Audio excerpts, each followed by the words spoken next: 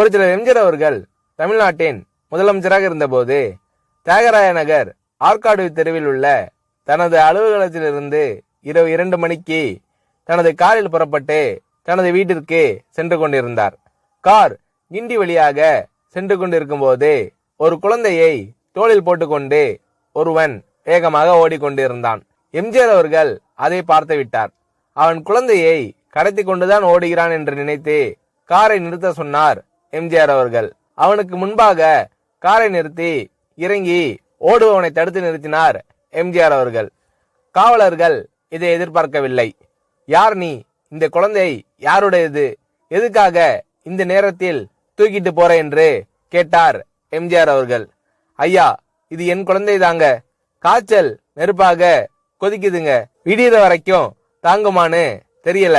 அதான் டாக்டர் கிட்ட காட்டலாம்னு போய்கிட்டு இருக்கேன் என்றான் அவன். எம்ஜிஆர் அவர்கள் குழந்தையை தொட்டு பார்த்தார். அவன் சொன்னது உண்மைதான்.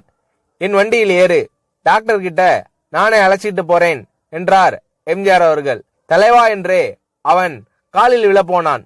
காவலர்கள் தடுத்து நிறுத்தினார்கள். அத்துடன், ஐயா, முதலமைச்சர் என்கின்ற முறையில் உங்களை பத்திரமாக வீடு கொண்டு போய் சேர்க்க வேண்டியது எங்கள் பொறுப்பு என்றனர் காவல்துறை அதிகாரிகள்.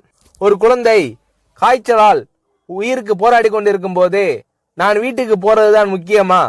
நீங்க யாரும் என் கூட வர வேண்டாம், நான் பாத்துக்கிறேன் என்று சொல்லிவிட்டு அந்த குழந்தையையும் அந்த குழந்தையின் தந்தையையும் தனது காரில் ஏற்றிக்கொண்டு புறப்பட்டு விட்டார் எம்ஜிஆர் அவர்கள். எந்த டாக்டர் என்று கேட்டு அங்கே போனார்.